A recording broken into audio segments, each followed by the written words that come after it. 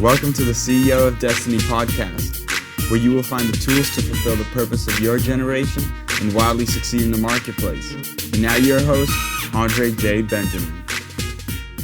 Greetings. Welcome to the CEO of Destiny show. I'm your host, Andre J. Benjamin. I am delighted today to have an exciting guest that I know will be beneficial to you. Piyush Patel is hailing from Oklahoma City, which we have a love-hate relationship over in the Pacific Northwest because we love when we saw some of our talent go there and go to other places, but we also don't hold anything against the people in the state because they didn't do it to us. But yes, there's a sore spot. But he's the founder of Digital-Tutors. He's also an investor. He's also a philanthropist, a charity donor, just a tremendous leader. And we're delighted to have him on to talk about just his journey, as well as how to hold some difficult conversations. I know a lot of people in our audience are trying to figure out, when you have a team, how do you navigate through those difficult conversations? How do you not almost ambush? And I love how he lays that out in his book, that you don't kind of ambush people. There's a little bit more to it. So welcome, Piyush, to the show. How are you? I'm wonderful, man. Thank you for having me. Appreciate yes, sir. So I want to know a little bit about your origin story. For those, I've followed for a while. I mean, I got your book a long time ago, actually. And as we were having other guests on, it was always in the back of my head of saying, man, this is definitely somebody I want to reach out to, because I really feel that the content that you gave resonated well, just in regards to, hey, it's pretty timeless. Some of the things these are evergreen topics, around culture building, around tribes, just around so much that now it's definitely needed when people are working remotely and the world has really shifted, to a kind of like, I don't know, hybrid or gumbo of a sorts. So can you tell us a little bit about your origin story, who you are, and, kind of what drove you in your formative years? Yeah, you bet. So, I was born in London, England. I moved to the United States when I was 4 years old. My parents picked El Reno, Oklahoma, because that was literally the center of the United States. It's where Highway 81 and Highway 66 cross. And they said, that's where we've got to go. And they had a little motel. And so if you've ever been in a family business, it means everybody works in the family Everybody. business. And it was, as soon as I was old enough to look over the counter, they're like, okay, you're in charge. We got to run to Walmart, or we got to go to this family member. And so I've always been in this customer centric mode.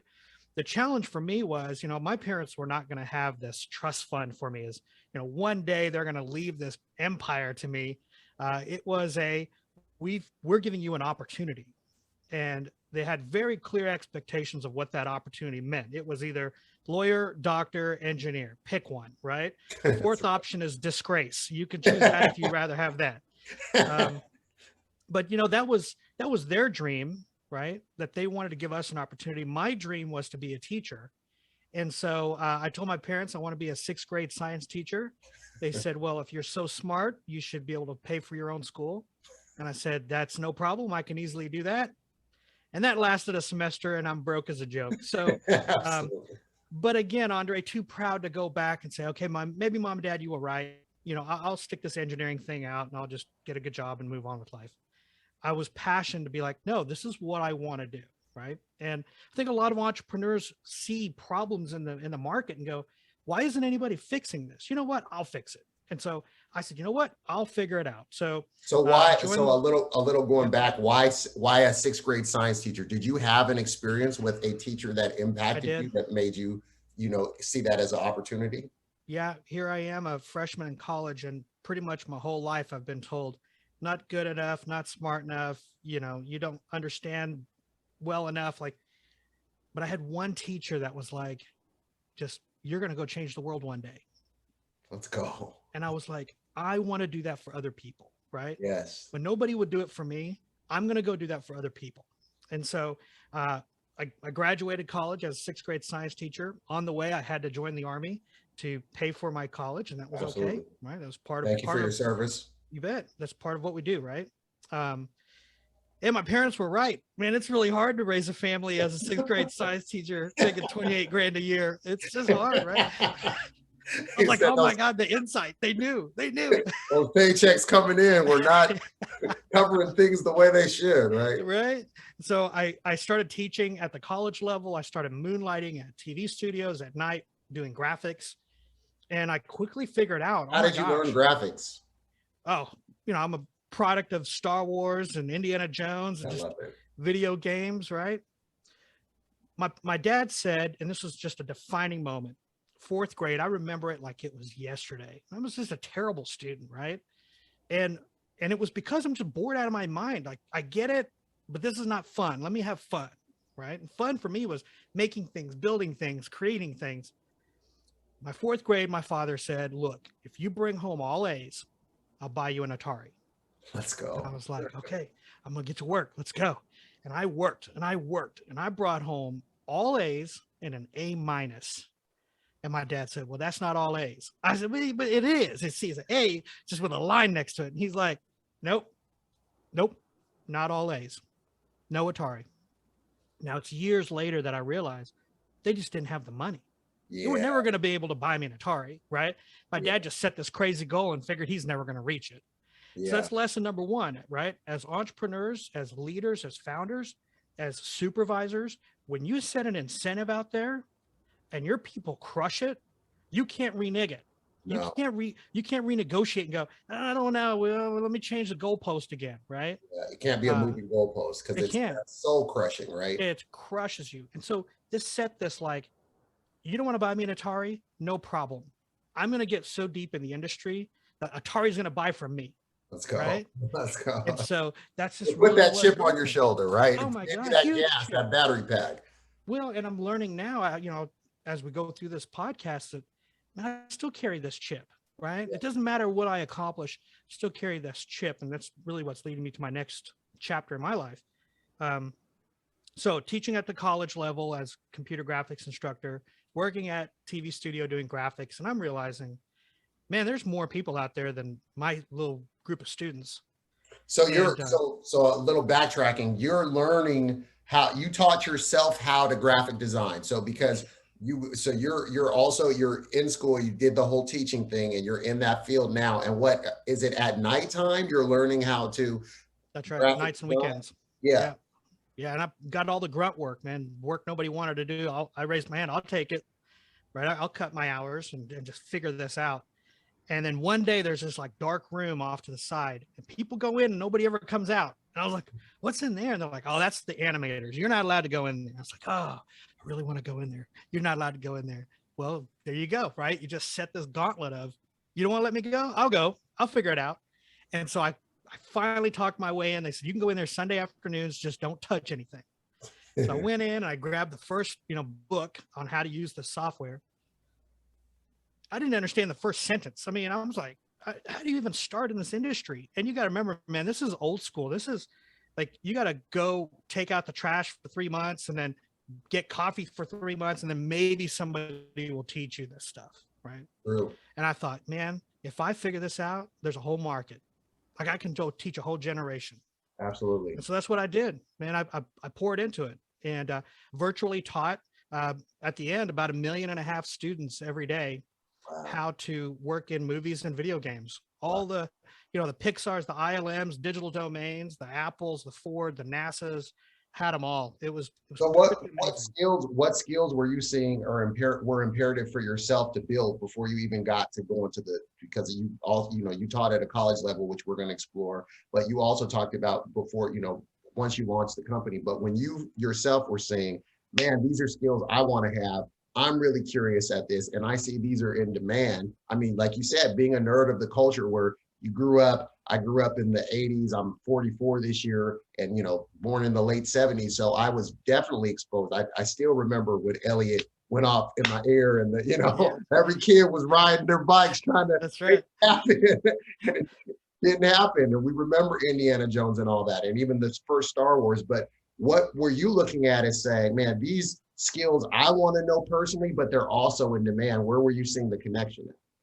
The connection was really connecting the software companies to real people. So when I say that, so my undergrad is in elementary ed, math and science. and my master's is in adult education. And what I really quickly figured out was all of these manuals and help documents and tutorials are written by computer scientists. They're not written by artists or people just starting out. So the knowledge of, oh, you should know how all this works. You've been in the industry my whole life, right? And I'm like, no, today's my first day. I quickly figured out, wait a minute, teaching adults computer graphics is just like teaching little kids math. Let's go. Right? And I can translate all these skills that I've learned in helping adults learn this new thing. And it just took off.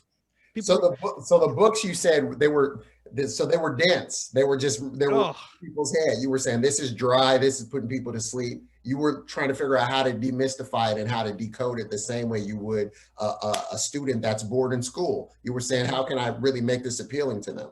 Yeah. You took your own experience. Now, if you go back to when your parents, what did they expose you to in terms of work ethic? Now, I know you talked about him incentivizing you, or, now decentivizing because of how it turned out. But what were they exposing you to in terms of work ethic? And then also in terms of, like you said, it wasn't going to be an empire, but were you also exposed to the value, or did you start to think about things like wealth creation and whatnot, and like looking and saying, do we have any assets? Do you even know what an asset is at that time when you're a kid? And as you're watching your parents work, are you looking at the quality of life and saying, man, I respect them, yet I also know that there's more out there? What was going through your head? And take us back to a little bit about the work ethic and also what you were seeing in terms of, assets, liabilities, all this type of thing.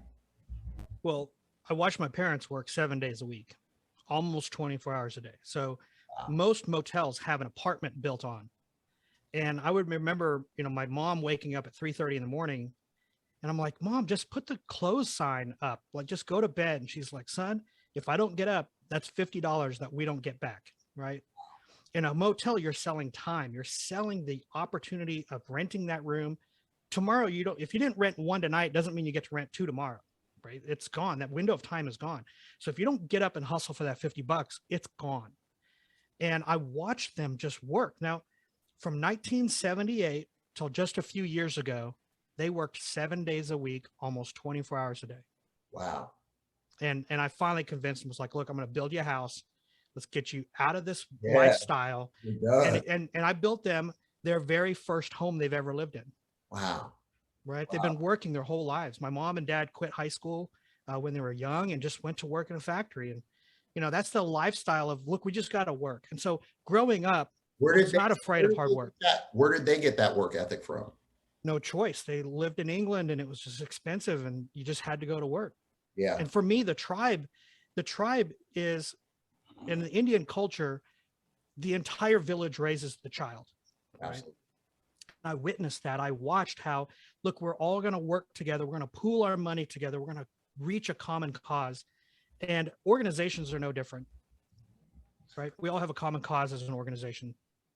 So what made them, because they worked super hard, but what made them even think to get a motel, to buy that as a business? So in other words, I found this with a lot of people who come to the States. I mean, and I have friends from all around the world, and I don't know, it seems they have a different mentality than us who were born in America, in the States. I mean, like they see entrepreneurship as, you know what I mean? I got Vietnamese neighbors, they business owners. I mean, and even when they work full-time jobs. They work for Boeing, but they also have a business. I just look at that. I got Nigerians, I got, like different people it doesn't matter if they have a 9-to-5 job. They also see entrepreneurship as, so for your parents, what was, do you know what got them to even say, instead of like, oh, I'm just going to mop floors, we're going to put our money together and we're going to get a business?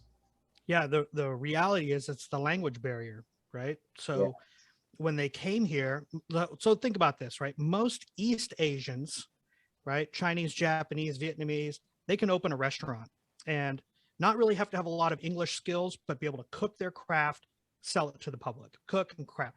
Most Indian people are vegetarians. So that limits your ability of what you're going to cook. Yeah. So the next best thing is a motel. If you think about it, you need very little English skills. I'm going to take your money, give you a key. You're going to go spend the night. Tomorrow, I'm going to reset everything and then do it again. Wow. and then we can cash flow that pretty quickly, right? And, you know, a lot of families raise money together. They'll say, hey, I have some few bucks and you have a few bucks. Like my dad could raise $2 million in 24 hours. Wow. All on handshakes, on a notepad of like, all right, 10 grand from you, 15 grand from you. And with a, you know, do you want interest? What's your interest? When do you want it paid back? And they stay to their word. So those are things that I learned of. You're gonna have to work really hard and log your hours. There's no easy way. If there was, everybody would be doing it. And then you're gonna have to make good on the promises you make. And if you owe money to people, you pay people. So that value and the power of your name and integrity is super huge culturally. They know, like you said, if it's handshakes, they're from the old school where you say something, if you don't do it, then you're trash, and people are going to remember that. Because we had also there's a local hotel that it's a nice hotel. It's right on the water, and one of my friends, he works with a lot. He has a investment firm, and he works with a lot of, you know, multimillionaires, billionaires and whatnot. And he was telling me how he was like, man, Andre, I was so inspired. He said it was only this amount of families that came together and they each put up 500,000 to buy this asset that is, you know, and I'm like, what? It's just, it seems so reachable. Whereas you look at some and they say, this is $17 million. And you think, well, how am I going to hit that? But they didn't see it that way. They were families and they say, hey, each of us can put up $500,000. I don't care if we're leveraging equity out of the home, something we're going to get this. And now they have this asset that's generational. So I think that's an interesting fact that you make. What did you see in terms of assets and liabilities when you were a child and you're watching them work in the motel and you're watching them work their behinds off? And, you know, are they exposing you to things like, you know, life insurance or, you know, stocks or, you know. My parents, my parents literally ran the business by calling the bank and seeing how much money was in the account. Real talk. And I would say, well, what about the checks you've already written? Oh, well, I don't know about that. I'm like, well, wait a minute, you're going to probably overdraft. And they had no concept of, no, like I call the bank and the bank said there's $4,000, so we can spend $4,000. And that's how they kind of ran their world. And it wasn't until much later when I realized, well, you can't do it like that. What is this, right? Mm-hmm. And so assets for them were, we're going all in on this little property, and then one day that'll be our retirement. Wow. Okay, so now take us back to your teaching at the college level. I know you talked a little bit, we had a pre-conversation where you talked about the grueling nature of that. Can you talk about, can you see any parallels between, you know, what was going on and what you saw with your parents, and then kind of like where you were at once you dove full into, man, I'm going to teach these credit hours. Tell us a little bit about that story. You know, I signed up to do 12 college credit hours, which is a full-time load for most professors. And I realized my students were not able to get a job because in technology, a semester is a forever. And then a 2-year, 3-year degree. Oh my gosh. Like think of just the software you used 3 years ago. Right. And how far and how fast, like you're just never on the bleeding edge. So you're never really employable. So I walked in one day to the regent's office and regent's meeting. I put myself on the schedule. I didn't know how any of this worked. I just put myself down and I made a presentation. And I said, look, here's the challenge. These kids aren't able to get a job because they're never reaching mastery. They're always learning what's new in the software and not how do I use the software to get accomplish what my director or boss wants me to accomplish. So I would like to teach 42 credit hours next semester. And they looked at me like I was just crazy town. They were like, well, tell me again now, what do you want to do? Come again? I was like, 42 credit hours. And they're like, okay, 42. You know, we can't pay you for 42. We can pay you for 18. And I was like, well, better than 12. I'll take it. Absolutely. What that meant though, is my team and I, of the other two instructors, we had to teach Monday through Saturday, 8 a.m. to 6 p.m. with a half-hour lunch and no holidays. So no spring break, just nothing, no holidays. And by doing that, my kids can graduate in one semester. So they come to me with their general ed, they go through this essentially boot camp, and they go and they are like job ready like you wouldn't believe. Absolutely. But I adopted my parents' work ethic or their style of, look, you're just gonna have to work every day. Yeah. Right. So it became a 7-day-a-week job because on Sundays, I held pretty much office hours for them to come and get help and be there, and they'd call me in the middle of the night, you know, if their computers weren't working right. And so, yeah, it was hard. It was a hard little window. you're in the midst of doing that. And then you also are you starting a family at this time? And Yeah. then how does that play into that for what you're going to, what ideation you're having and kind of like the dreams you're having now after that? Talk about that. So I lived across the street from the college. Oh, wow. And so it was great. Like no commute. I loved it. I just walk across the street. The challenge was my students could also walk across the street. And I just, it was okay. Like, ring bell, ding dong. Hey, I know it's 10:30 at night, but can you help me? My pleasure, right? I'm right here. I have nothing going on.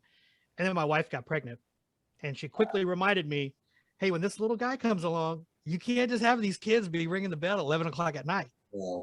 And I was like, oh yeah, that's a good point. And I realized I need to build some tools to help these kids.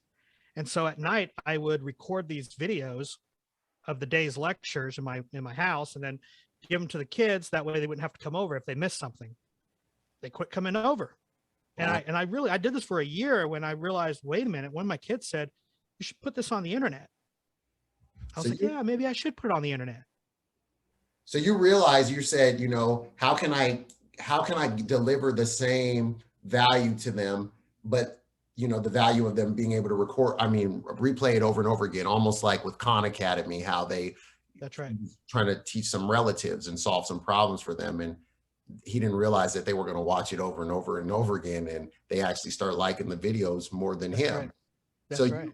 As you're doing this, what comes next? Like what comes next for you to say, all right, this is actually freeing up some time for me. My wife is not mad at me because they're not banging on the door anymore. That, it's the kids be able to sleep through the night for the semblance of the little 5 hours we get when they go to sleep. That's right. How can I scale up from here? What's going on in your head? Oh man, let me tell you, all it took was for one kid to give me the inspiration to go, you should put this on the internet. And I was like, who wants this stuff, man? Nobody wants this stuff. You should put it on the internet. So I did. Built a little baby website, put it up, turned it on Halloween morning at like 9:30 in the morning. And by 5 p.m., I had an email from a kid in Israel that said, hey man, we've watched all this content, but our internet's terrible. What if I send you, $45? Can you burn it on some discs? And I was like, done. And that's going to be our pricing strategy, $45, right? And he set the price for you. I love it. He did. And within a week, we were cash flowing, we were making some money, and I didn't really go full time. I think this is what a lot of entrepreneurs face too is, hey, I need to raise money so I can go work this full time, right? Yeah. I didn't do it that way. I kept my full-time job while I worked this thing pretty much full time. So I would teach Monday through Saturday, 8 a.m. to 6 p.m., be home by 7:30, eat a little dinner, work on this project till 2 a.m, go to bed and get up and do it again. And I did that 7 days a week for almost a year until, I was middle of the night dropping off packages to FedEx. And my wife and I were burning CDs and packing discs, like just an old school hustle of, I can't leave this professorship. I'm about to get tenure. I can't leave that without moving forward with something else. Yeah. And I remember calling my dad. I got tenured in April. I quit that May. And my dad's like, you are out of your mind. Like you have this amazing government job. You've got a pension. You've like retirement, like your whole life is planned now. And I said, but Dad, we made $5,000 this month. He's like, well, you should have quit that job a long time ago. He said, I didn't know you made the 5,000. What are you doing? That's hilarious. But it's realistic that you said you were trying to go incrementally, whereas a lot of people have a lot of zeal without knowledge. They get pumped and they see a little, let's say they see $50 come and they say, oh my gosh, this is the moment. And then they're like, okay, but they're not building any infrastructure. They're not seeing how it's going to be sustainable. They're not replacing that. They're not replacing that which they were making to step into it. They don't have a game plan beyond that. So that drove you through the obstacles of getting, what did you see in terms of other people and what they were doing and the mistakes they had made in jumping ship too soon? Because a lot of people, I hate my 9 to 5. I hate this. I hate this. I hate this. What would you say to that person who hates the 9 to 5 and they feel like this idea that you said that you're working till 2 a.m. in the morning on, they're saying, man, this is what I really want to do full time, but it's not paying any bills right now? Well, if it's not paying any bills, it's probably not worth value to somebody else. It's good. Right. I mean, that's always, I really try to discourage founders from raising a lot of money to replace the income that they have so they can go work on their project. The customer should pay you for the work on your project, right? You just said something very profound that knocks a lot of stuff back, Yep. because that's kind of the popular sentiment is go get other people's money and let this inflated valuation arise. And you imagine that at some point it's going to pay back, but you actually don't have the proof, or you don't have the evidence that it is a valuable, that what you're offering, that it has actual value. Yeah. You're creating yourself a job called entrepreneur with somebody else's money, right? Yeah. But not the customer's money. The customer should say, I want your product. Now, if you're going to try to go build yourself a Twitter where you're probably never going to be profitable, that's a whole different play. But that's the unicorn, right? Yes. And those unicorns are really hard. And I get, it's like trying to buy a lottery ticket. I don't buy lottery tickets, right? A lot of successful people don't buy lottery tickets because the odds don't work. No. I have a much higher success rate of finding a problem that a lot of people face and solving it for them for a fee. So I love this term that I heard people say. It resonated with me many years ago, but they say, put your own bread up, put your own money up. Tell us a little bit about that and how much you put up of your own. I put up my only $54, man. I was broke as a joke. Are you kidding me? Let's go. But I put up my time, right? I worked for almost 3 years with no income from this stream. It was just, we'd make a little money. All right, we got to buy a computer. We make a little money. Let's buy a desk, right? We make a little money, and oh my gosh, we can rent a little office space and hire somebody. And it was just this incremental of, for the first 3 years, we're not going to touch that income, and I'm going to work it, right? I'm going to put it right back into the business. We're going to keep building it. And so I started with $54. And the reality is I tried to raise money. Back then, man, people were like, I don't understand what this internet thing means. I don't know. I think it's just a fad. What year is a bunch of nerds, What year is this, by the way? 99, 2000. And so you're right before everything's about to pop anyway. That's right. They're buying, dog.com for a $1 million valuation, right? That's right. At that time. So it's so new. You have this opportunity. You're incrementally growing. What are some of the biggest obstacles you faced that you see a lot of people facing now, and how did you navigate through that? I know you talked about the time. I know you looked at why was it important to you? Yes, I know you try to, raise outside funds, but once you actually start gaining momentum with your own funds, your own bread that you put up, what did you see as the importance of maintaining the kind of like the integrity or the strength of the business, the way that you were forming it, versus kind of, there's the opportunity to dilute what you set out to do? Can you talk a little bit about that? Well, money changes everything, right? Root of all evil. Yeah. And I get it, because twice in my career, I got very seduced by the money. Yeah. And, the first window was, wow, we're able to pay everybody and we're able to make a little money. Like, this is amazing. And I get to do what I love. Let's make more money. Yeah. Oh, but we're not going to be able to do what we love. That's okay. That's okay. Just make more money. Let's make as much money as we can. Right. And then what happens is I started coming to the office and I didn't know who I was. Wow. Let alone what we were as a collective. And I saw the writing on the wall that if I don't like coming here, I bet other people don't like coming here. Right. And it was all about making money. Wow. And so we had to really go back to our core values and define them. And I ask people this all the time when I get hired by lots of large companies to come in and help them with their culture. And the C-suite is so proud to show me on the wall, like, see, these are our core values, man. We live and die by these. I was like, you do? Oh, we love these core values. I'm like, great. But at lunch, I go sit with the line guys, right? The folks who actually do the hard work. And I'm like, hey, tell me about the core values. And you're going to hear one of two things almost every time. One guy will go, oh, you mean those things on the wall? Yeah.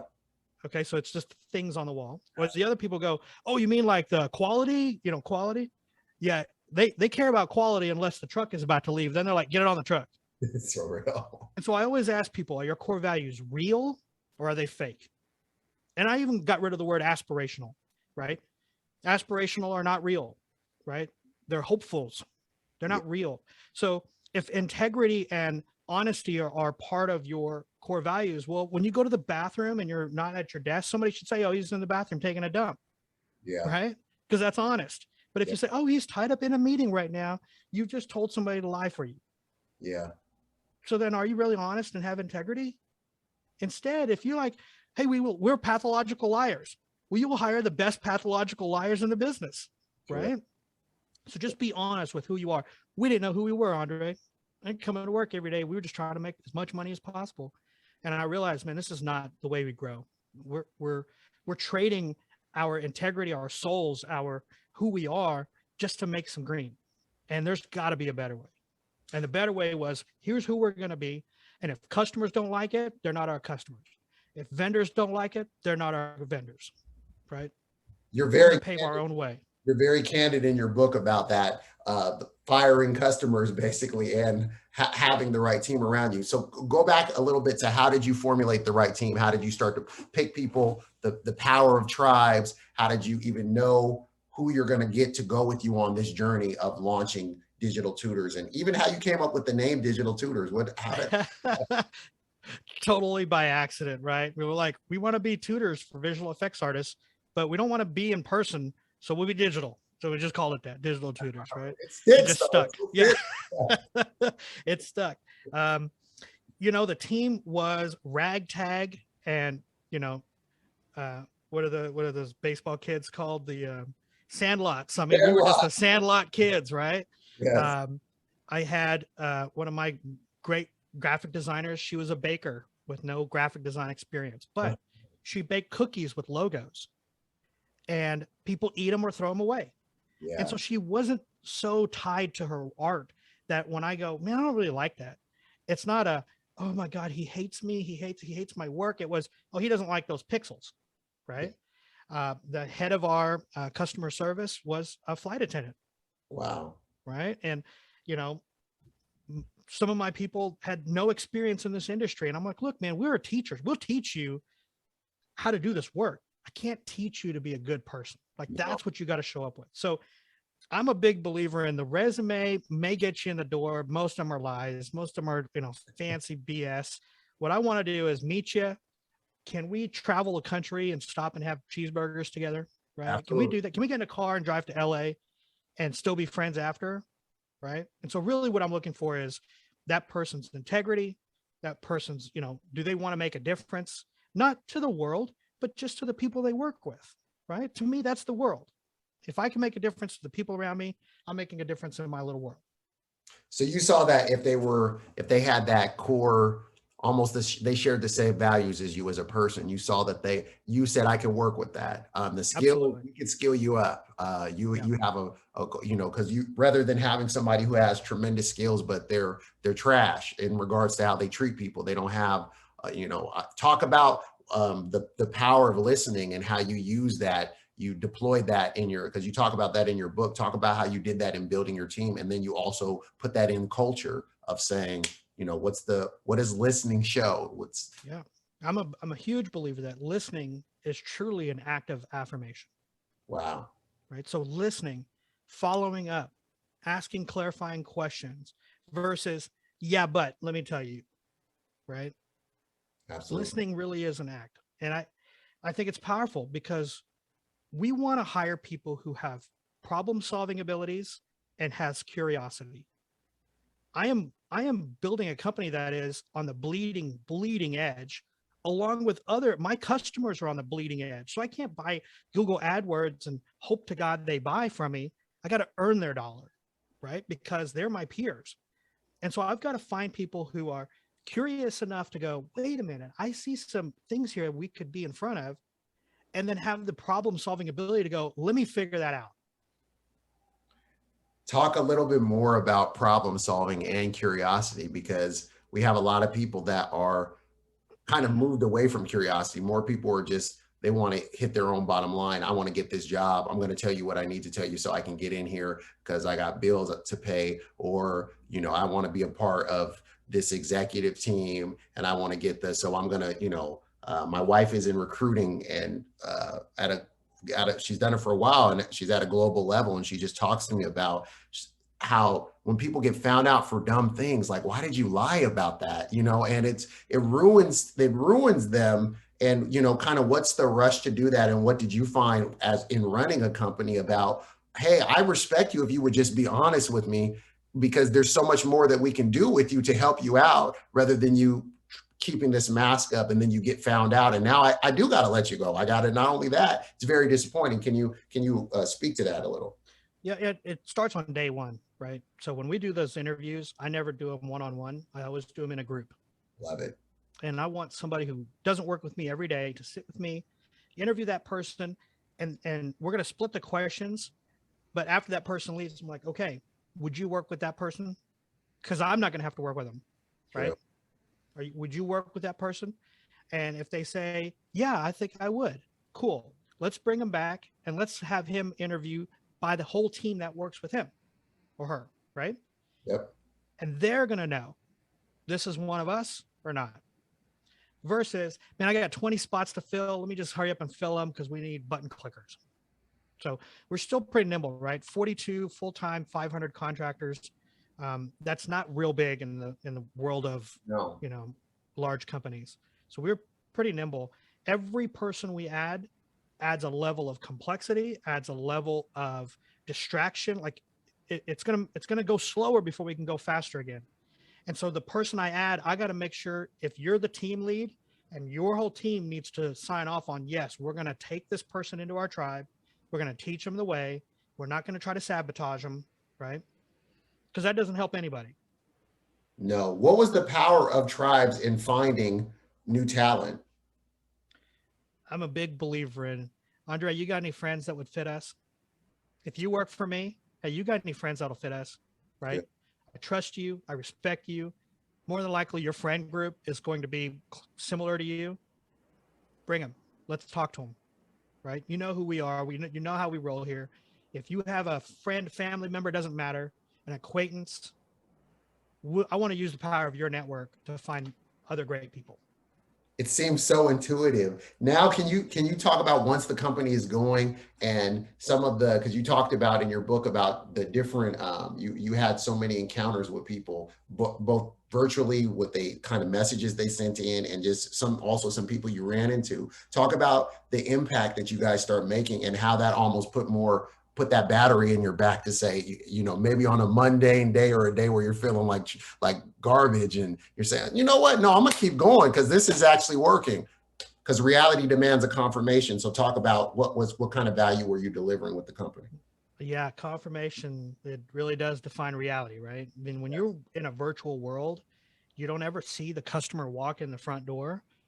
You almost feel like, what are we doing? Like, is this ever happening? And then you get this bing little email that's like, hey, I just want to let you know I just got this new job and XYZ. I'm like, oh my gosh, we're doing it.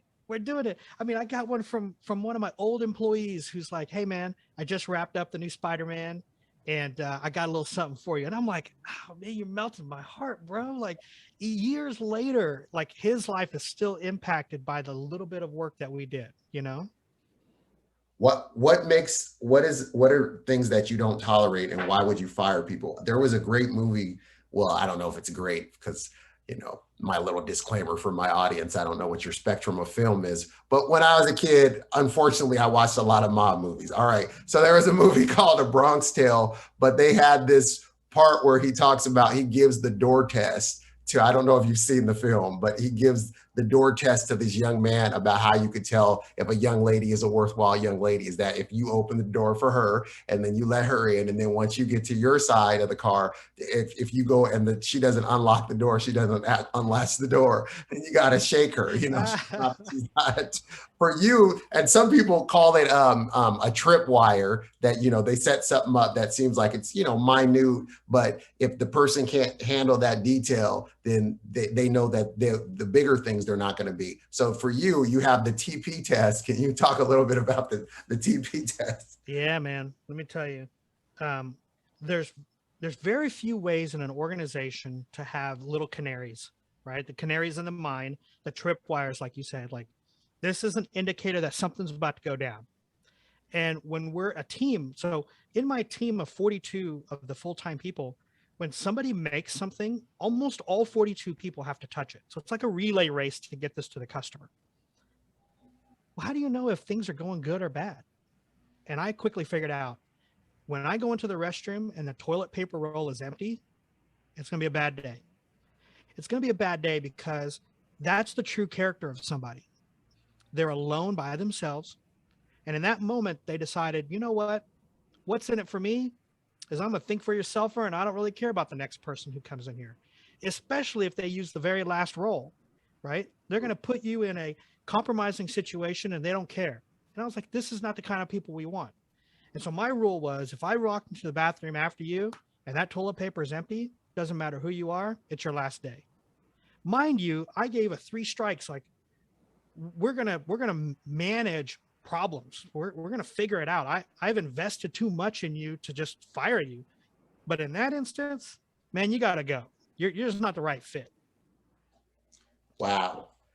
It seems like such a small thing, but that tripwire is very important because it is indicative of what you do with something that's seemingly so small and insignificant. Is actually a telling of what you do on your team. It's what you do with the quality of your work. I mean, people see the character of a person based upon the quality of the work that they put out.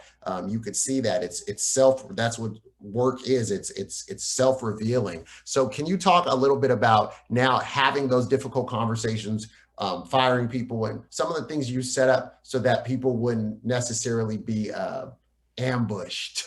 Yeah. I mean, let me give you one quick stat. And I think this is probably shock a lot of your listeners. So in the 14 years of running that business, we only turned over 12 people. These are 12. The whole company is made, I'm the oldest person there. So the whole company is made up of millennials, highly educated, incredible artists, lots of fragile egos, all of that. And out of 42 people, we only turned over 12. Wow. Right. And so when people are like, oh man, these millennials, they jump jobs and you can never make them sticky. It's like, no, you just haven't created a place where they want to be. Good. Right. Like treat them right. They'll work for you. So, really for us having these uncomfortable conversations, it's not about me saying, oh my God, you're trash. Why can't you just get your job done? Oh man, that felt good. For me, felt terrible for them. Right. And guess what? Did the work get done? Nope. So we use this model called GROW, and GROW stands for goals, reality, options, and the W is what will win. And so this is how this works. If let's say you're working on a project and I ask you, when we have that done, Andre? And you're like, oh, it'll be knocked out by Thursday. Cool. Thursday comes and goes. Now it's Wednesday the following week. And I go, where are we on that? Oh yeah, I didn't get that done. I'll say, hey, Andre, let's have a quick GROW meeting. And so I'll sit down and go, okay, look, the goal was for you to accomplish this Thursday. The reality is it's almost a week later and we still haven't got it done. What's our options? And now I stop talking. And initially when we train people, they'll say, oh, well, it's because, and I'm like, I get it, man. Looking in the rearview mirror won't tell us where we're going in the future. So just give me some options and you can give me all your options and I'll go, great. Of these options, which one are you going to do and when are you going to do it by? And then I initial it and you initial it. And I always get this the very first time. They're like, oh, well, what's this initial thing about? Accountability, man. Right? Because we're going to have 3 of these meetings. And the 4th one, you don't work here. It's good. Right? Because you don't understand what our goals are and you're not managing your own reality. And it's not about me telling you you're terrible or that you're lazy or you can't work here because X, Y, Z. I want to get the work done. And so in this instance, we get the work done, right? We have to be an organization that gets things done, or we're not really an organization. We're just having a good time as a hobby. So the GROW conversations are huge. What are you doing to help people in your team at this point see priority management? So these are the hot button things that must be done. Like, are you as a leader and are you training your other leaders to be very clear about I know people got all these things going on and that's good, but that's not as important as this. Are they knowing how are you as a team weekly, or I don't know what you're doing at quarterly or monthly, or how are they knowing this is the most important things that need to be done? Because sometimes we have a lot of people who are running businesses, or they're part of teams and they're frustrated because they've got a lot of meetings on their calendar, but nothing is happening. There's nothing, the effectiveness is minimal, but the busyness is high. How can you help someone who's listening demystify this so that they can really be clear with their team and clear with themselves about how to manage their priorities right? So I think you're hitting on an amazing topic right here, which I am getting call and email after all day long. And it's finally caught up with this great resignation. Employers and employees, it's all caught up. And it's like, oh man, we've been doing this for years, right? Well, you guys aren't doing this? All right, so let me ask you some basic questions. 40-hour full-time employee. You pay them for 40 hours. How many hours do they work? Now, if you ask most people, they say 40 hours. Okay. But they eat lunch, right? Oh yeah, they got to eat lunch. Okay. So now we're down to 35. You got to go to the bathroom, right? All right. So you got to get up, get something to drink, do this and that. All right. Now you're down to 30 hours. You ever get emails? I get emails. So let's just, on a conservative, we'll say 4 hours of emails a week. You're down to 26 hours of work, minus meetings, no meetings yet, right? So we took that honesty to our team and said, look, I'm going to pay you for 40 hours of work, but I'm expecting 26. Now, I need you as my employee to be an amazing estimator of your time. When you're a great estimator, our business will run. When you're a terrible estimator, our business won't run. And I put it really simply as an example they can understand. I go, if you order a pizza from your favorite place and you call me like, I'd like a large cheese pizza. And they go, no problem, no problem. It'll be $12 to $48. You'd be like, what? Wait, what'd you say? 12? And it'd be like, no, look, man, if Mario makes it, they're $12 because Mario is like really good. But if Luigi makes it, man, he drops half of them and burns the other half. So it's going to be $48. Wow. You wouldn't pay $48, right? Yeah. And let alone, get this. You say, fine, I'm hungry. I'll pay the $48. Bring me the pizza. You open the box. Pizza's all mashed up and folded in half, and it's even the wrong toppings. And you tell the delivery guy, whoa, man, what is this? Oh, is that what you not wanted? Nope. Okay. Call Luigi and pay $48 again, and I'll bring you another one. Wow. That's real. And you're shaking your head like, I wouldn't do that. Not for $48, right? But we spend hundreds of thousands a day on labor where we go, I think it'll take 4 hours. Maybe it'll take 4 days. I don't know. And we pay, and then we go, what is this? That's not what you wanted? No, man. All right, pay me again and I'll do it again. You see what I'm saying? Yeah. Like we wouldn't do that at McDonald's. If you ordered an order of fries and you open the bag and there's no fries in there, people go back in line for that 99-cent fry. So real. But we throw away thousands and thousands of dollars by not asking our own people, hey man, how long is that going to take? Good. Right? And you can do the math and go, oh man, I don't want to pay that. So as a team, we gather in small groups and we say, all right, we got 26 hours to work. What do we got to build this week? And they'll say, okay, we need to update the new password system. Cool. How long is that going to take? Somebody says, oh, it's going to take me 2 days. And somebody goes, oh, wait a minute, I've done that before. I can do that in about an hour and a half. All right, you take it. Right. And we just add on there minus an hour and a half. All right, let's keep going until we get to your 26 hours. Oh, by the way, you got any meetings scheduled? Yeah, I've got 4 meetings that are an hour each. All right, let's cut that off. So we're just trying to be very honest with the time, right? And respectful that when you say it's 20, now I get this all the time. Well, what if somebody says that's going to take 2 hours and it takes them 2 days? I don't punish them for that, but we need to have a conversation. Where did we miss? Because I need you to become an amazing estimator of your time, right? Where did we miss? How do we adjust that? So next time you can be honest. And, you know, at first it's like, I can do it all. Give it to me. I can do it all. I can do 80 hours in my 26. Yeah. And you have to train them like, no, man, it's cool. Don't worry about that, right?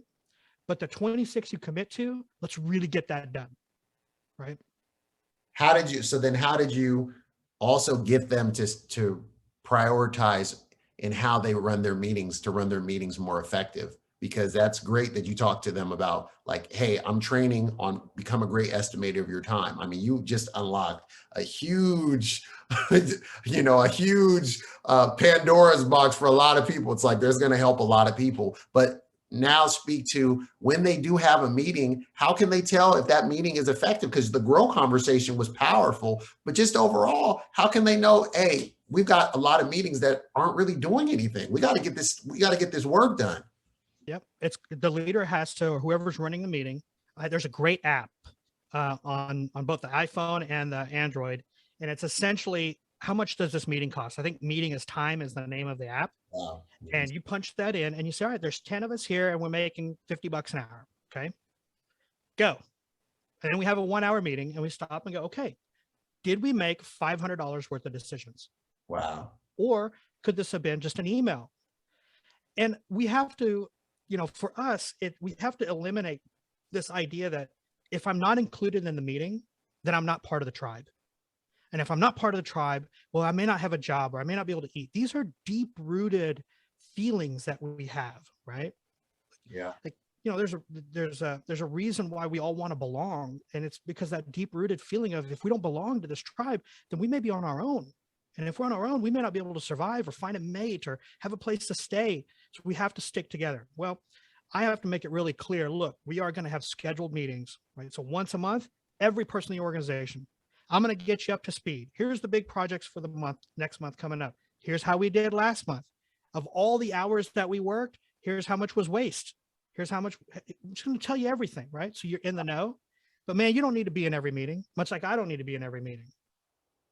So they're able to determine because as they're becoming mature and being a great estimator of their time, they're saying, it's not really beneficial for me to be at this meeting because this person can do this. This actually falls in line with what they're working on. These people need to come together. How did you also eliminate silos within the organization? Can you speak to that about how you eliminated and how people can I love how you talked about the 3 wins and all that, or the 3 happies, or 3 happies. Yeah. Because there has to be a breaking down of, you're not just, you and I talked about this a little offline, but I see the human value in people, and I don't just see people as just kind of this futuristic, you're just a cog in a machine doing something. I see that people contribute. So people knowing the humanity of one another is very important. So can you talk about that? Yeah. So let me break some of that down. So the 3 happies go into something what we call BAM: belonging, affirmation, and meaning. That's why people come to work. That's why people stay at work. If you look at Maslow's hierarchy of needs, your food and shelter, that's table stakes. Everybody that gives you a paycheck gives you food and shelter. After that, you want to move up that hierarchy. So you want to belong to something bigger than yourself. You want to be affirmed for your work, and you want your work to mean something. Like, you want to feel like, man, I contribute. This is what I do. This is my life, right? How do we do that? How do we create that? Well, we use something called the 3 happies.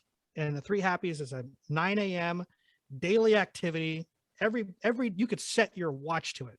So at 9 o'clock, small groups get together and they share 2 things at work in the past 24 hours that made them happy, and 1 personal thing in the past 24 hours that makes them happy. And I go into this, it's a longer conversation, but I go through it in the book of how to actually do it. And people can find worksheets on my website, but we use old school Post-it notes, right? Just old school, OG, put it up on the board, social media, right? And what it allows people to do is go, hey, look, yesterday I closed this big sale and I got a customer that was having an issue, solid. And my personal happy is my kid won a soccer game. Well, when other people hear that and they go, hey, my kid plays soccer, what team's your kid on, right? Versus, I don't know, Bob works next to me, I don't know anything about Bob. So every day I'm getting a little insight into who my coworkers are, right? And it only takes 6 minutes in the morning. So in that 6 minutes, I don't need to have another get together and go, hey, are we all good? Is everybody good, right? The other thing was Friday tea time, right? My parents grew up in England. My grandparents, tea time every day at 3:30. So on Fridays at 3:30, we would have tea time. And tea time consisted of cold beer, wine, tea, whatever you wanted, some snacks. But really, it was a time to get together, right? What are the wins for the week? What are you guys working on? And it would only be a 1 hour. So that way still people had a half an hour before the end of the week to kind of wrap things up. But we logged that hour. Like we took it out of the 26 hours. Like this 1 hour is so important for us to get together. So then we don't spend hundreds of hours over the week with all of our employees trying to do that in little silos, right? So it's good. What about people who you get on the team that are not native to that BAM Three Happies culture, and they find it difficult, and I just want to work. Like, can we just get to the work? This is trivial. Are they a culture fit for what you're talking about? So here's what's happening in the world is more and more people want to work from home, which I totally get. And more people want to just do the tasks, do the work. I just want to do the work. I don't want to make friends, just want to do the work. Here's the biggest challenge with that.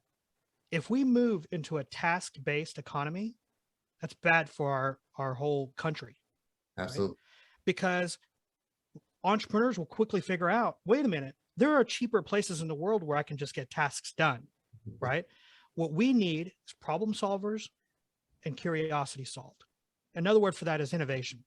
Innovation doesn't happen in a vacuum. Innovation doesn't happen with me just sitting at my desk, right? I've got to bring different minded folks together to solve a problem that doesn't really even exist yet. There's no solution to this problem. And I've got to identify the problem and come up with a solution. Hard to do that on a siloed by myself. And so we try to create as much opportunity for people to share, hey, here's my big win. Wow, I could use that in this project. And that's how we start connecting the dots. So there is a man who coaches entrepreneurs named Dan Sullivan with the Strategic Coach, and he took a term that he didn't make the term, but he just kind of popularized it in regards to unique ability. What would you say that you see is your unique ability, that which you do that others gravitate you towards? You actually create energy when you're engaged in it. What would you say? Because I love the aspect that you kept talking about. I've heard reoccurring that you continue to talk about that curiosity, that resiliency to problem solve. What would you say is your unique ability? I think I have the ability to go into somebody's heart and speak to that fourth grader. Let's go. And just tell them, man, I get it. I get all your baggage. I get all of it. But you know what? We're going to go do something great together. Wow. And yeah, man, I've had the ability to do that for millions of people, and it's just melts my heart. Come on.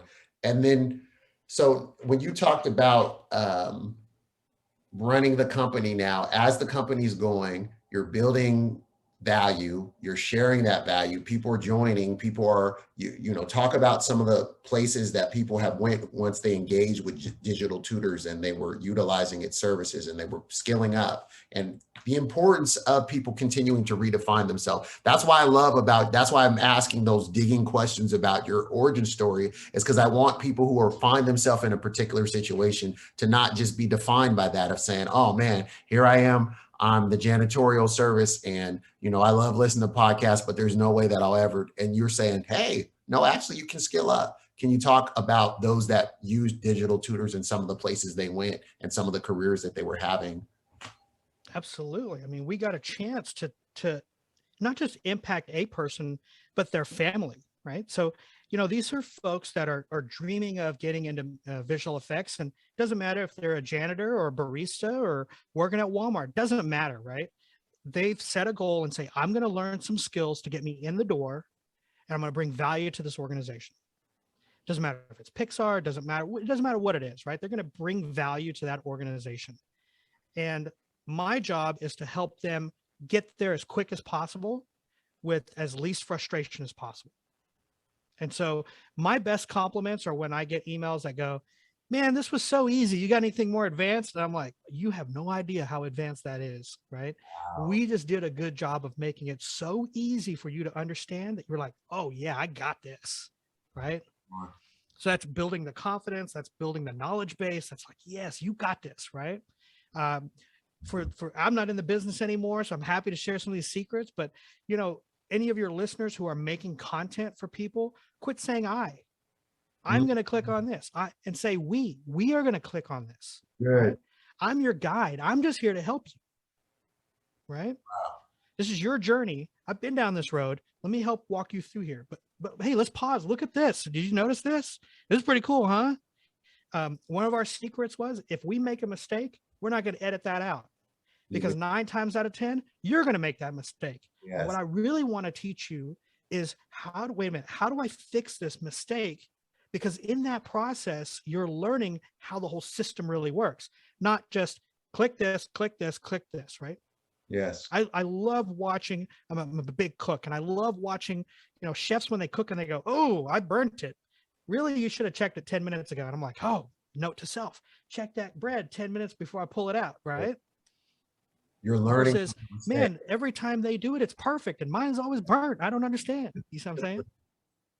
So they get to see, people are more, and this is true. People are, it's funny, some of even because you're talking about in the teaching market, but even those videos that you see, some of those videos that go viral and you're like, this is a horrible, but it's funny and it's human. So we connect with it. Somebody sends it to you and you say, wow, that's crazy. And you're like, they recorded this but it resonated with people on that human level, that it wasn't perfectly curated and put together. It just was, you'd expect it. And I think that is huge. So when you're now, as you're running, when you were running it, what made you start to see that you wanted to back out of the business and move to a different phase of your life? Because I got a phone call one day. One thing. Yeah. I mean, we got this thing up to $10 million in revenue.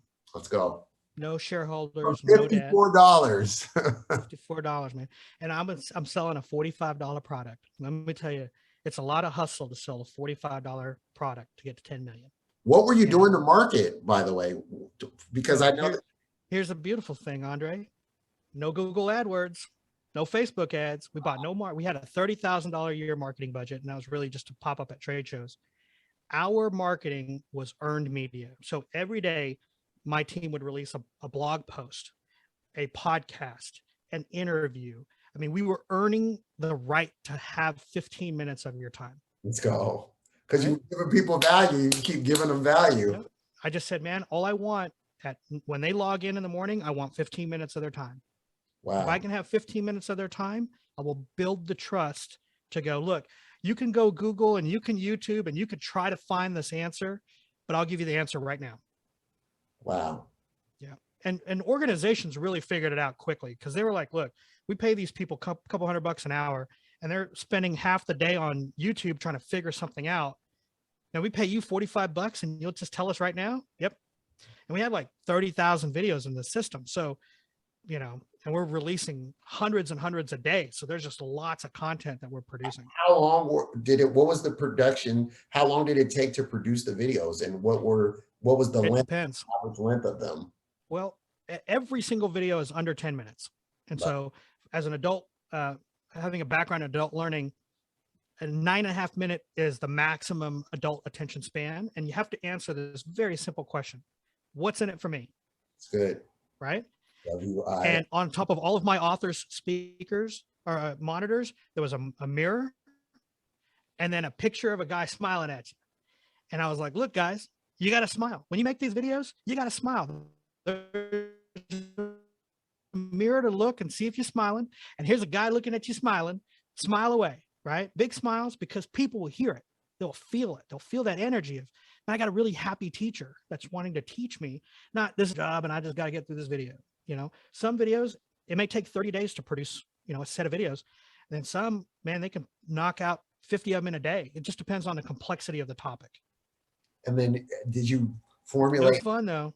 Did you formulate a team of editors, or did you outsource that? Because you talked about you had a lot of contractors and whatnot. How did you do? Was that all in-house? All in-house. Our contractors were also authors, so they were in the field. They just finished working on this movie, and they've got 3 months on to help produce content. Production ready. These are some of the challenges I'm dealing with. Obviously, we take out anything that's proprietary to that studio. Absolutely. But yeah, we've worked on some crazy projects, man. So you end up getting a phone call while you're running the company. Things are going well. You took it from $54 investment incrementally blew up $30,000 marketing budget. You're running it really nimble and lean, and it's super profitable. So you're at 10 million annually. What's the phone call? What are they saying to you? What's happening to you at this point? Phone call said, we're going to buy your company. I was like, who's this? And they're like, no, really, we're going to buy your company. I was like, yeah, hard to buy something not for sale. And they said, no, we're going to buy your company. And 6 weeks later, a company called Pluralsight bought my company, and we exited. I was proud to say that I gave my 42 full-time employees shared $4.5 million as a gift to them. Let's go. And it was like, I got to give them a little something for sticking with me and generating this for me. Now, remind you, again, there were many, many days and months when we didn't take a salary, right? There was just, Absolutely. it was not enough to feed everybody. And I'm a big believer in Simon Sinek's leaders eat last. So yeah, I'm going to make sure everybody gets fed before I take my piece off the plate. And if there's nothing left, it is what it is. And I'll be honest with you, Andre, my mother taught me that. I would watch my parents who didn't have a lot to eat and not a lot of money. And my mom would cook this, pot of beans, and she would serve everybody. And I watched my mother pick up that pot and put it in the sink. And I realized there was nothing in the pot for her. Wow. And A, it broke my heart, but B, it really taught me leaders have to eat last, because everybody that trusts you needs to be fed. Yeah. And so there were months when we had nothing. And so I wanted to reward my people. So we shared up 4.5 million with them. And Pluralsight went on to go to NASDAQ, and it closed opening day at $4.3 billion and is now taken back private. I mean, it's just a crazy run, right? Like, yeah. It's crazy. So can you speak a little bit about, I love the fact that you rewarded people for putting in that time, all that sweat equity, all that culture building, all that. That's beautiful. And that the leaders eat last. What did you know? Because you talked about your parents. I grew up with a blue collar background. My parents worked and did the best that they could. And it exposed me as well to also, like you said, once you start finding yourself in the same patterns that they are, and then saying, all right, well, how can I now begin to be more strategic with my time and with my efforts? And can you talk a little bit about wealth creation and now the value of that, and then how to do that and for yourself that you saw, and then also, versus having a job? I talk about on the podcast, I've talked about your job versus your work. I believe your job is what you do until you find your work. I believe that job is you learning humility, you learning how to solve conflict, you learning how to deal with people, building your emotional intelligence and whatnot. And then your work is that what you're called to do, that you've got this divine calling and it's burning within you, and it keeps you up at night because you get off that 9 to 5, and then that 6 to 9 or 6 to 11, you're pounding it out, and that part-time thing ends up replacing, and you're adding tremendous value. You can never be laid off from it. You can't be fired. You can't be downsized. You will continue on. It might iterate, it might change as you get older, but that idea of retirement is a sucker's game. You don't plan to retire. You plan to just share value in another area. So can you talk about wealth creation and kind of like the value of that and the jobs versus work and whatnot, how that hits you? Oh man, let me tell you that retirement it's a fantasy, right? Like I thought, oh man, my goal was to retire by 40. And before my 40th birthday, I sold this company, and I'm like, man, I'm ready to retire. This is going to be great. And it was fun for about 3 months. And then you realize, wait a minute, man, all my friends, I'm like, you want to go watch a movie? No, I got to go to work. Right? Hey, you know, only so many Mai Tais you could drink on the beach before it's like, yes. I'm kind of sick of Mai Tais. I'm sick of not having my community, my tribe, my purpose. Right? Yeah. When I wake up, what's my purpose? And so I helped founded a wealth management company called Full Sail Capital. We manage, this is our 3rd year. We're at $1.6 billion that we manage. And fiduciary, I was like, look, man, I don't want to get screwed over, and I don't want our clients to get screwed over. I want us to treat this like a family office. I don't want you to manage my money, but I want you to manage all these other people's money. And so I got my parents, I was like, Mom, we need to have an honest conversation, right? How much money do you have and where is it? And she said, we have a savings account. Okay, cool. You have any investments? No. I was like, all right, let me get you involved with my team. And I was like, look, my parents don't qualify for the minimum amount. but we're going to need to hook them up. So okay, let's get it in there. 1 year goes by. My dad goes, "Hey son, why didn't you tell us to do this years ago?" He goes, "We made more in those investments than we did in our business."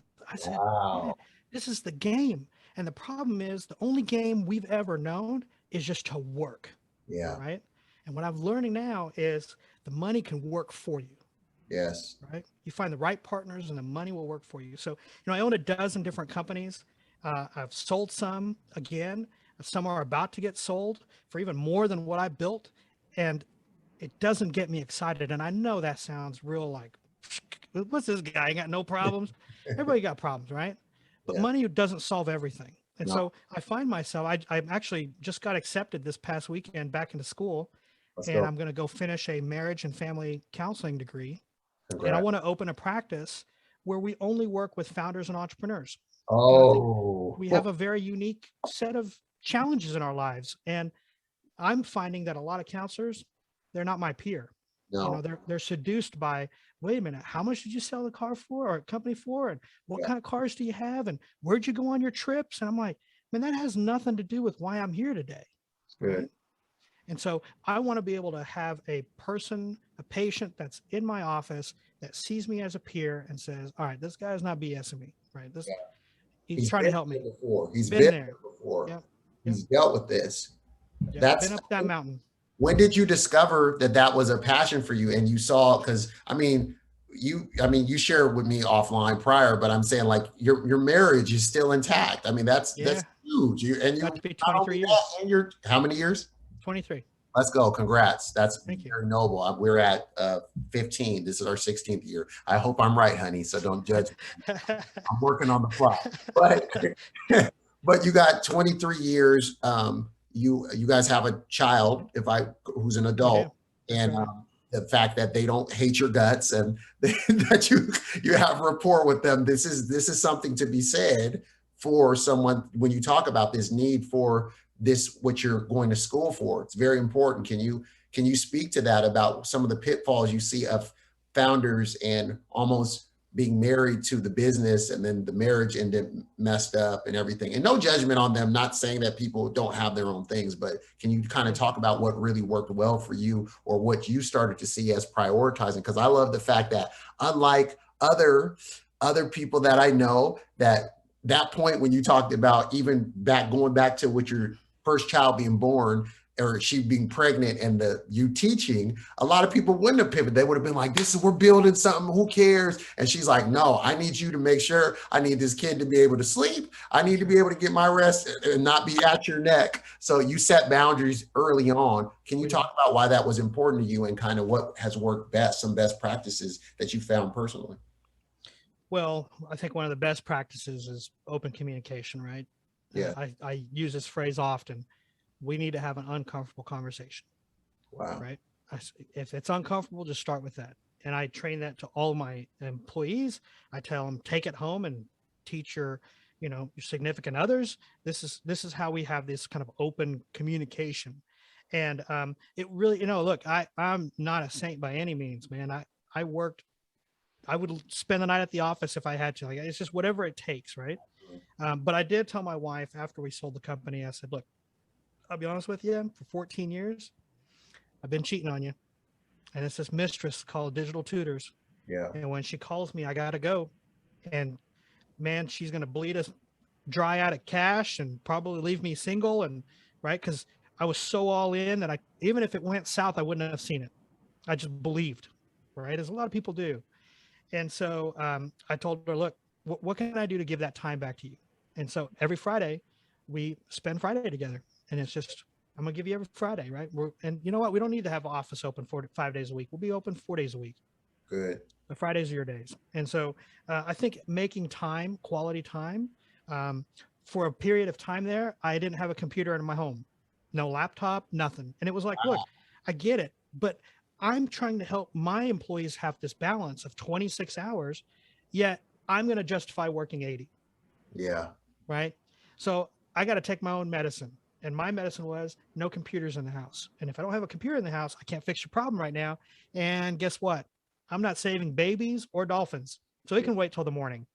So what was so that's huge right there. I mean, that is right now, that's somebody's gonna cut the interview off at that point because Yeah, they're they're like, talking this about guy crazy. what talk about that detox and what did you notice in that process? Because it's okay, most of us don't realize that we're connected to this at the hip. We've got multiples of every, you know what I mean? And how much it's, now Apple is, I don't know if they're doing it for their own reasons, but at the end of the week, they show you like, you've had this much time, you're down by this much, or you're up by this much. Can you talk about how that felt to go through that detox? And who is it that talks about the email or becoming a nomad now or a minimalist? Someone is one of the books I read, he also wrote a book on focus that was tremendous. But anyway, talk about that process of moving those out of your home. Why did you do it and how did it feel? And was it difficult? Like, let's not just fly over that. Instant difficulty. Are you kidding me? It's like, here's the big takeaway. What I realized where the office is burning down and the whole world is going to end was somebody lit a match. Okay, cool. But they burned the place down? No. Oh, no big deal? No big deal. And it was like that 24 hours a day.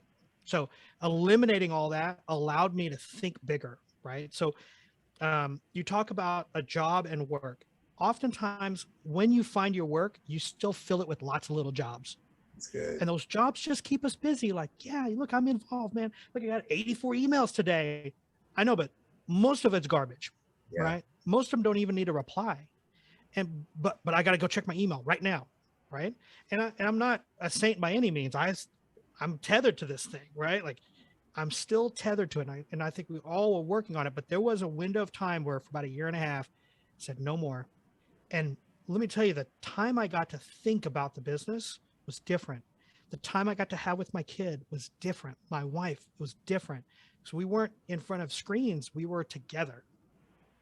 And that's when those ideas happen, right?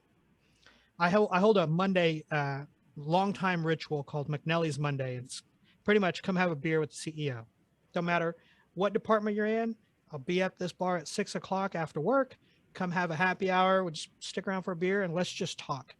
Most of the times they want to talk about video games or movies. And that's cool. I love talking about that. But oftentimes somebody will come in and say, hey, I've been thinking about, XYZ setup. What if we did it this way? Yeah, you should totally run with it. They could have brought that up anytime, but I created some space, right? No phones, no tech, just us grabbing a beer and hanging out. And so I wasn't creating those spaces for myself personally. So once you created those margins, you had the clarity, you were able to actually work on your work instead of, being so in the business that you couldn't. Right. And then you comprehensively as a person, the joy now that you see of actually being, we have 3 children, 12, 8, and 5. And I know that I think that's the greatest gift of children, and feels like a curse to an adult that's so addicted to doing things, is that they make you be present. They're like, my son's like, Dad, can you play this video game with me? Dad, what are you doing? We're losing. Dad, how are you? And Dad's thinking about what he's got, his deal he's got to close. Dad's got it. But being actually in the moment, being with my 5-year-old, and she's, it slows you down. Can you talk about how you why did you end up starting basically a wealth management firm? Why was that important to you? And especially now when we're talking about inflation, the eradication or the ending of fiat as it looks like we won't see. I don't know where are things going. The printing press keeps burning, but there's no backing for it. So I don't know where things are going. Inflation and all this. How do you hedge? And I know this is not investment advice. He is not giving you the huge disclaimer. He is not giving you investment advice. No. We're just talking. Yeah. So, you sell your company and it hits the news, the phone starts ringing. Absolutely. People smell blood in the water. Oh man, we're gonna make some money. I know, get this guy. Right? And so, we took a lot of calls and we had a lot of meetings. And I quickly figured out, okay, you all are playing from the same script, right? Everybody got the same garbage they're trying to sell, and they're gonna try to make you a lot more money than what you started with. I get it. I get all that. And then I met my friend David Stanley, and he came in and he said, look, work with us or not, go look at your retirement accounts. If the account has the name parentheses, A parentheses, you're getting screwed. And I was like, oh, okay, cool. And I was like, hey, by the way, what makes you guys different than the other 5 people we met with? And he's like, well, I'm going to be at your most important events. I'll be at your kid's graduation. I'll be at your kid's wedding. I'll be at your funeral. And on that day, I'll help your kid navigate this world. Wow. And I was like, really? He goes, oh, and if you ever need underwear, you call me, I'll come deliver underwear. I go, what do you mean by that? He goes, I got an 85-year-old client that called me and said, David, nobody's home and I need underwear. Can you buy me underwear? And absolutely, on my way. Wow. And I was like, okay, that's kind of going above and beyond, but I'm going to check on that. Sure enough, the feedback's like, this guy loves his clients. Whatever you need, he's going to take care of you, right? He's really your family office manager. And then I went home and I was like, Lisa, can you pull up those accounts, all of our retirement accounts, and even for our employees? And man, every one of them had a parentheses A. Wow. And we weren't making any money. It's like, we've had these things for 10 years and we've been screwed every year. And we just didn't know. I didn't have a background in that. So I sunk my teeth in, went with my man, David. And one day at lunch, I said, look, you generate wealth for lots of people. Yet you got a job. So if you ever want to make the jump, I want to back it and be your partner. And he's like, are you kidding me? I was like, look, man, you are no longer my peer in this situation. You should be my peer. You should be generating wealth for yourself so you understand what I'm going through. And he's like, nobody's ever said it that way. And about a year later, he called me and said, okay, let's do it. I was like, let's do it. And so, we started with nothing. In that world, you can't take anybody. Start with nothing. And almost 3 years now, we're at $1.6 billion. Let's go. What would you say for people right now that are seeing inflation skyrocket and they're looking at the future and they're saying, I mean, what do I,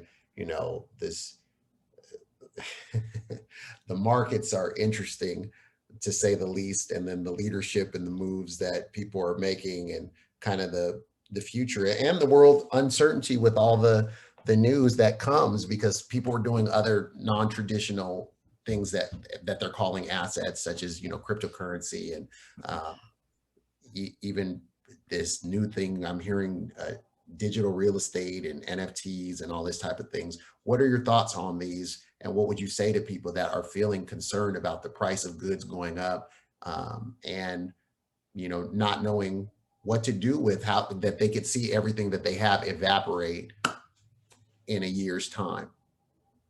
I don't think it'll evaporate that fast. And again, I'm not going to give any. I'm not going to take credit for this. This is David's quote, but he always says, "Consistency trumps conviction." Okay. There are large organizations that run the market that can't see the market go down. And so they're going to constantly innovate and solve the problem. There's going to be new companies that come along, solve the problem. Is crypto solving a problem? I think so for a lot of places in the world, right? It's really big. It's not as big as in America because there are places where, the value of their money fluctuates so much that crypto is the only consistency. NFTs and digital real estate, we're getting ready for this plugged in. I don't know if you've ever done a full-on demo of Oculus, but it's a drug that hits straight to the bottom of your brainstem, man. And you can do 15 minutes of it and it feels like 15 seconds. And you're like, again, one more round, right? So all this is coming. I think more than that, we're going to have a big, so we're all going to go down this path. I think, here's my prediction. We're going to go down this path of being in this digital world. And then we're going to crave, real made things. We're going to crave time with humans. We're going to crave that playground again, right? That nobody wants to play on. So these are all cycles in life, right? When the TV first came out and the radio first came out, nobody left their house because they could watch TV, and then it cycles back around. So this is just another cycle as part of our human story, right? What do you think about the market with inflation? What are your thoughts about that, about what they should do in this time? Should they be worried or should they start to invest in finding out about investing, some of those core principles of investing and the importance of it, because you talked about that. You said, hey, you're not building wealth for yourself. You have the opportunity now to build wealth for yourself. Can you speak to the audience of people now who are, they're realizing that their business is more of this thing that has bought all their time, but it's not producing the returns that they want to see? Or how do they take the capital in a general sense, like we said, it's not investment advice, and deploy it to do something greater for them in the long term? Because especially when you talk about that, having a conversation with your child, I'll be at the funeral and whatnot, because people don't know how to think multi-generationally. And especially when you talk about the family office, that staggering statistic of when there is wealth built, and how the second and third generation, it seldom passes to the second, then to the third or to the fourth. And then some of the longest lasting companies that have been from, I think there was a Japanese company that was like a 1400 year.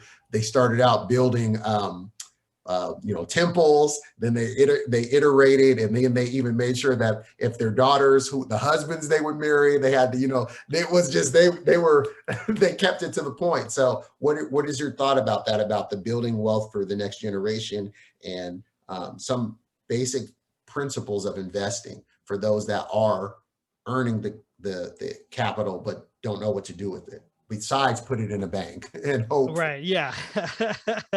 Look, the market funds, and without giving, advice, and I'm not a financial planner, I got a great team. If any of your people want to be connected with them, happy to reach out. The market's going to return what the market returns. Right. And I have been told by my team many a times, Piyush, there's no way we can take $54 and turn it into tens and tens of millions of dollars. We just can't do that. Right? That's not how the system works. So the best bet you should make is on yourself. That's bet number one, right? And if you're a business owner and your business isn't going the way you think it should be going, maybe you need to pivot your market. Maybe you need to go to a bigger pond where you can fish, right? So if you're doing janitorial, are you adding COVID spraying? If you're doing COVID spraying, are you adding, we do sell shit to laundry places to make sure your laundry is clean. Like, there's so many ways to pivot a basic business, right? To find the next step of, and I always say, move up the food chain, right? If you're a consumer driven business, move up the food chain one level. So now you're supplying to other consumer driven businesses, and you just keep moving up those food chains, because you become more and more valuable, and you control the price across more, right? So I'm a big believer in betting yourself. It's huge. Bet on yourself. When you talk about some of the skills that you see that are needed, because you talked about there's several businesses you have now that are, and some that are about to sell, even can you speak to that? Almost, they say that 50% of businesses fail in the first 5 years. And then, most people don't think about buying a business as a way to that already is a cash flow business, as a way to bypass. Can you speak a little bit to, those encouraging who have built up a little capital and they're saying, man, maybe do I go put this in the market and just hope for the best, not knowing what I'm doing? Do I get some professional help, or can I do something like buy a business? Can you speak a little to that? Now is the time, right? So all our parents, right, all those baby boomers have bought Pizza Huts and Subways and dry cleaners, all these kinds of businesses that cash flow great, with the hope of one day their kids are going to run it. And their kids are like, yeah, I don't want to do that. And they're like, well, wait, you were our exit strategy. Yeah, I don't want to run your Pizza Hut, even though it's making $1 million a year. I don't want that. So I'll tell you, a lot of these folks will owner finance. So if your listener can come up with 15% down, which they can get a loan on, they can have a Pizza Hut tomorrow from a baby boomer who's willing to owner finance that thing for you. Wow. And I'm just saying Pizza Hut, there's thousands of businesses, right? And then if you're like, no, I want to start something on my own, cool. Well, there's a whole bunch of those folks about to retire. So, thinking about services that retirees need as they start to age out and get older, we're going to have a huge stress on the system in terms of nursing homes, medical supply units, transportation. I mean, it's endless if you just think of that bucket and go, what can I build to service that population that's going to need this service? Wow.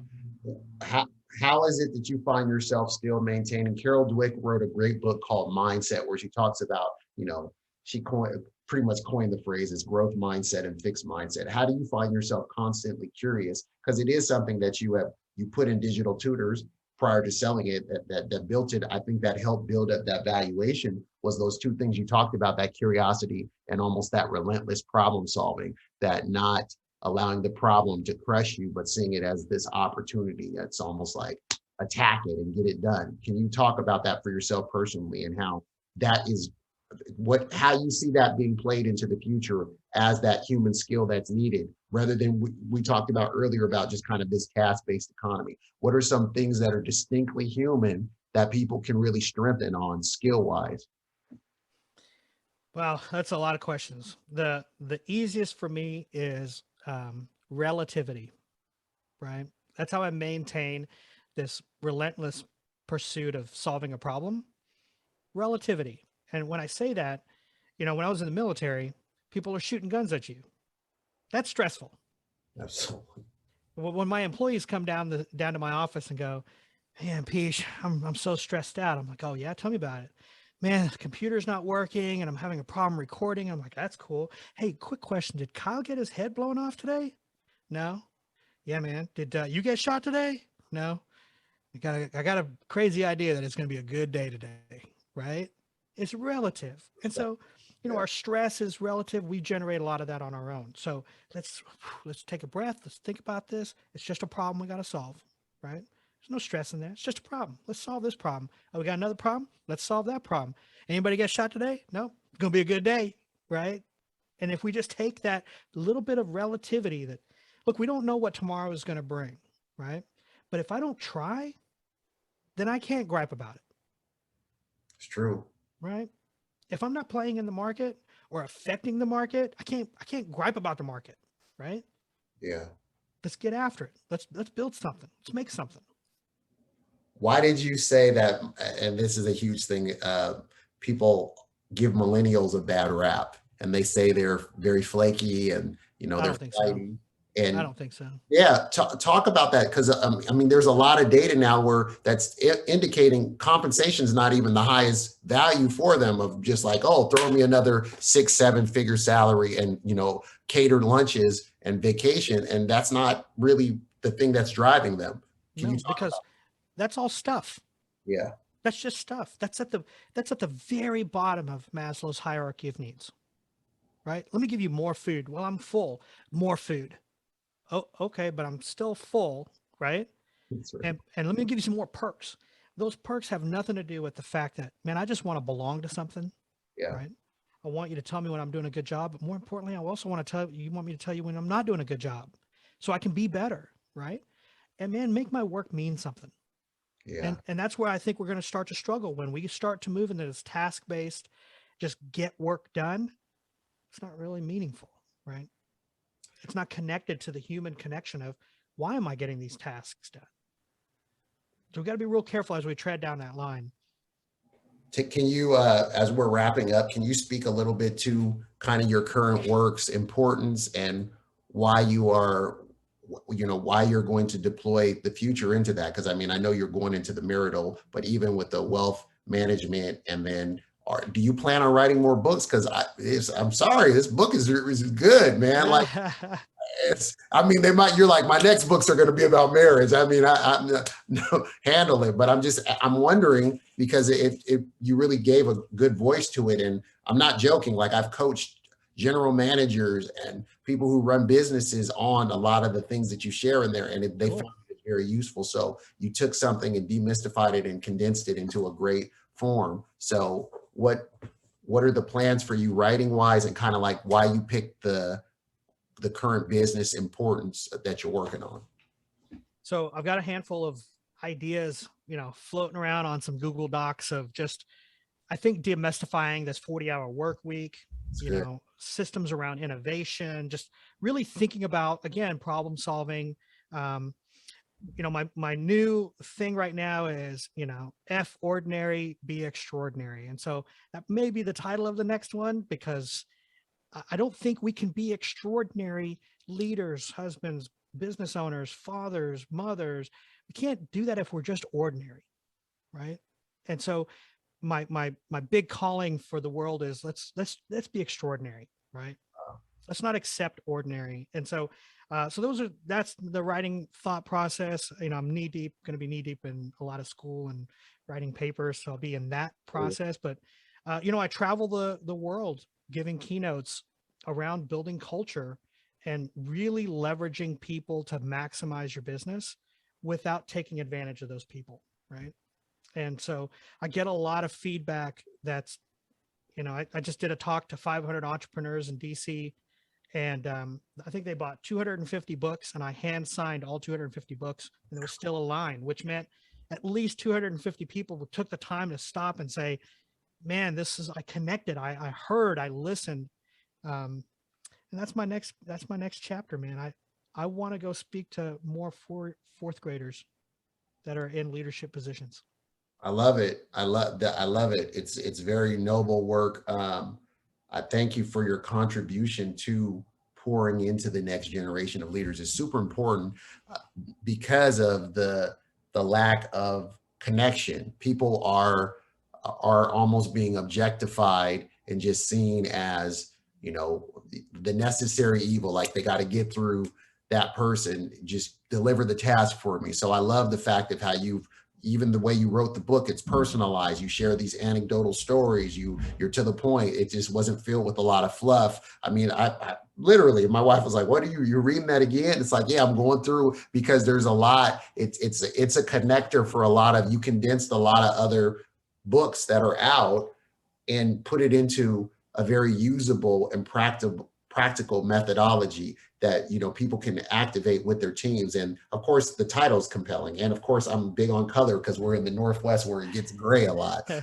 I got my orange book. It's gonna feel a certain way, the psychology of color, right? That's right. Any last things you want to tell the audience about where to find you and how to get involved with what you're working on currently, all those great things? Really easy to find. I'm at patelokc.com. If your listeners, if they're driving and they can't remember that, they can surely remember brownguyWithGlasses.com. If they can't remember that, they can hit me up at brownguyWithAFunnyName.com. And if you're watching this and that's still hard to remember, you can always find me at brownguyWithABeard.com. I love it. It's serious. I love it. Yeah. Listen, my book isn't designed to be a pamphlet. A lot of business books are brochures to get into the C-suite, to the decision makers, and I want to sell you a bunch of services. So I have nothing for your audience to buy, right? I'm not here to sell. And I think that brings a level of, look, man, I'm just going to tell you how it is, right? I'm a little league coach that doesn't get paid any money for being a volunteer to little league coach, right? Those coaches show up because they love kids and they love the sport and they want to give them that gift. I'm doing the exact same thing. My little league is just business and C-suite. That's the world I play in. I love it. Why did you, out of curiosity, why did you pick fourth grader? You said that fourth grader. There's a lot of, that's my background is education. So that fourth grade is very pivotal. So I thought it's interesting that you said the fourth grader inside. Yeah. Why fourth grade for you? What? Well, statistically, fourth grade, fourth and fifth grade is where you decide if you're going to go to college or not, believe it or not. Yeah. Right. So you've got to really build up to that point of why do you want to go to college, and is that valuable? And let's do it. Right. And fourth grade really sets a standard of at that age, you're starting to believe in yourself and you're starting to believe in you as a person. And if somebody soul crushes you in that moment, they destroy your life for a long time. It takes a long time to overcome that. And so for me, that fourth grade window of, I had a teacher who didn't really believe in me, and I had my parents who said, you make all A's, and I worked so hard and I got crushed. And so I now try to speak to that fourth grader and other people and go, we can go do this, right? That was the past. That baggage is baggage. We all got some baggage. Let's leave it right there at the door and let's plan the new future. It's good. I love it.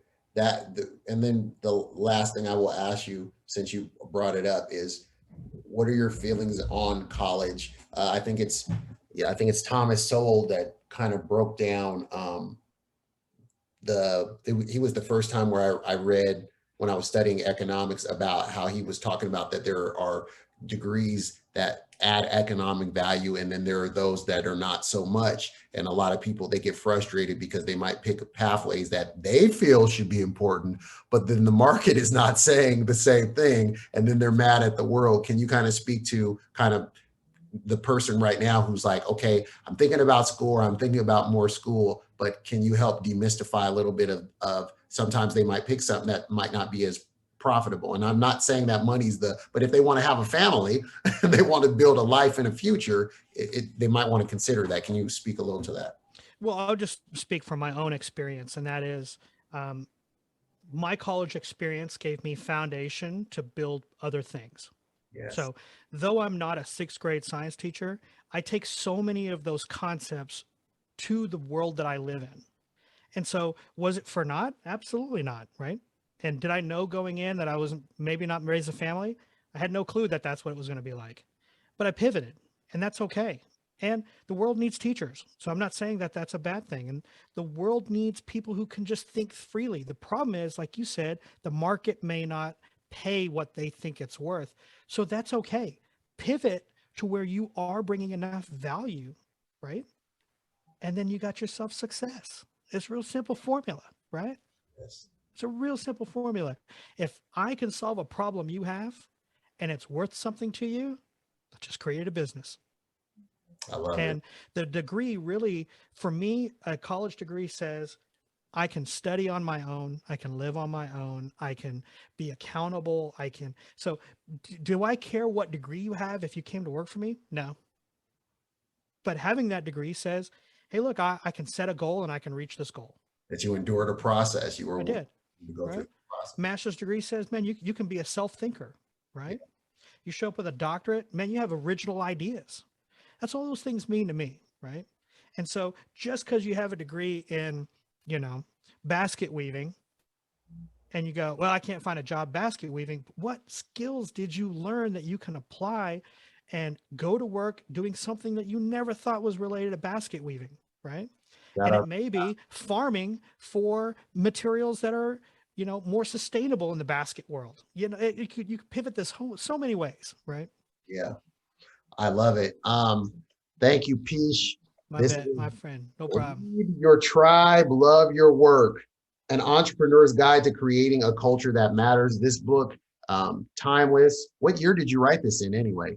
It came out 2017, I believe. 2017, still hitting for 2021 beyond. Really take time to dig into this, share it with others. I would buy some copies for some other people, because clearly he didn't come on here to sell a book. He didn't tell me, I got to have a pitch. I got to have a pitch. He just came and he just had a heart that was generous to give. But I say add value in your own life by getting a copy of the book. Buy about 5 copies for some others that gift it to them, especially around this time of the year. What a great gift to create some discussion and add some value to people who are in leadership roles, or people who are even starting out their own companies. So thanks for sharing with the CEO of Destiny audience. I really appreciate your time. I value your work. Definitely will be checking out future projects that you're engaged in. Hope to see more writing, especially around leadership and around that 40. I mean, the thing you shared about the week and showing people how to be a great estimator of their time. You got a lot. There's a science there that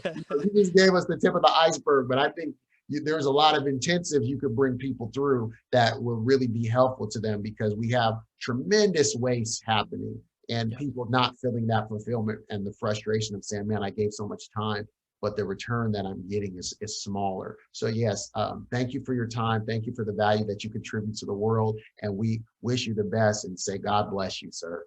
Thank you, Andre. I appreciate you very much. Yes, sir. Thank you for listening to today's episode. Do us a favor. If this was useful in any way for you, please go to iTunes and leave us a review.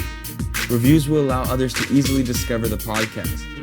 If you'd like more information and to receive a free download, Rediscover Your Destiny, go to ceofdestiny.com.